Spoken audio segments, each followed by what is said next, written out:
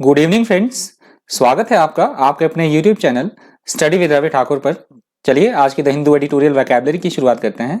Vocabulary के PDF के लिए आप मुझसे टेलीग्राम ग्रुप पे जुड़ सकते हैं। मेरे टेलीग्राम ग्रुप का नाम है स्टडी विद रवि ठाकुर, तो इस डॉक्यूमेंट का PDF आपको टेलीग्राम ग्रुप पे मिल जाएगा। चलिए शुरू करते हैं वोकैबुलरी। आज की वोकैबुलरी का पहला वर्ड है एलियनेटिंग। एलियनेटिंग यहाँ पे वर्ब की तरह यूज हुआ है। इसका मतलब होता है किसी को अपने से दूर कर देना, हटाना उसको, या फिर पराया कर देना, उसको बोला जाएगा एलियनेटिंग।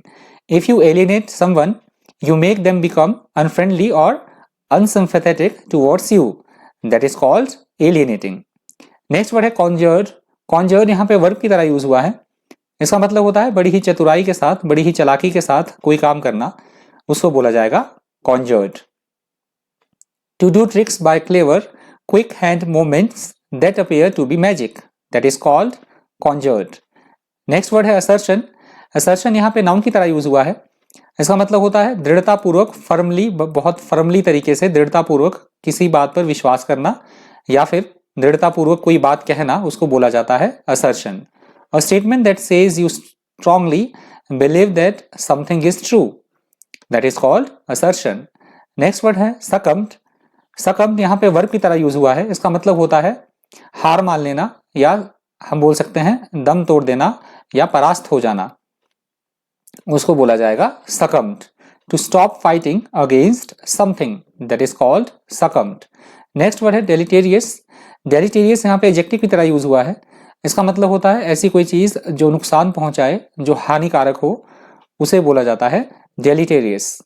Something that has deleterious effect on something has a harmful effect on it, that is called deleterious. Next word है strident. स्ट्राइडेंट यहाँ पे एडजेक्टिव की तरह यूज हुआ है। इसका मतलब होता है ऐसी कोई बात, ऐसी कोई स्थिति जो बेहद कठोर हो, सख्त हो एवं कष्ट देने वाली हो, कष्टकारक हो, उसको बोला जाता है Strident. Loud and unpleasant, that is called Strident. इसका यूज साउंड की सेंस में भी होता है, जो बड़ी तीखी सी साउंड होती है, तो उस सेंस में भी हम इसका यूज कर सकते हैं स्ट्राइडेंट का। नेक्स्ट वर्ड है विशस। विशस यहाँ पे एडजेक्टिव की तरह यूज हुआ है। इसका मतलब होता है खतरनाक एवं चोट पहुंचाने वाला, कोई ऐसी चीज हो जो डेंजरस हो और जो चोट पहुंचाए, या फिर द्वेषपूर्ण व्यवहार करना किसी से, उसको बोला जाता है vicious. Cruel, done in order to hurt somebody और something, that is called vicious. Next word है मिलिशास। मिलिशास यहाँ पे नाउन की तरह यूज हुआ है। इसका मतलब होता है सैनिकों की तरह, ऐसे लोग जिन्हें की सैनिकों की तरह प्रशिक्षण प्राप्त हो परंतु वो प्रोफेशनल सैनिक ना हो, हम उसको बोल सकते हैं सिंपल लैंग्वेज में नागरिक सेना या फिर सहायक सेना होना, तो इंग्लिश में उसको बोला जाता है militias. A group of people who are not professional soldiers but who have had military training, that is called militias. Next word है रिटालिएशन। रिटालिएशन यहाँ पे नाउन की तरह यूज हुआ है। इसका मतलब होता है किसी से बदला लेना, प्रतिशोध लेना या फिर प्रतिकार लेना, बदले की भावना होना किसी के प्रति, तो उसको बोला जाता है retaliation. Action taken in return for an injury or offense, that is called retaliation.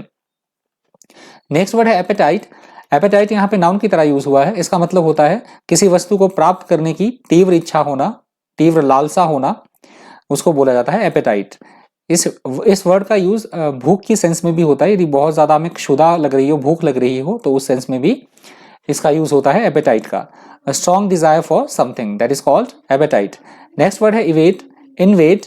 Invade यहाँ पे वर्ब की तरह यूज हुआ है। इसका मतलब होता है किसी देश पर आक्रमण करना, घुसपैठ करना या फिर हमला करना, तो उस सेंस में इसका यूज होता है इन्वेड का।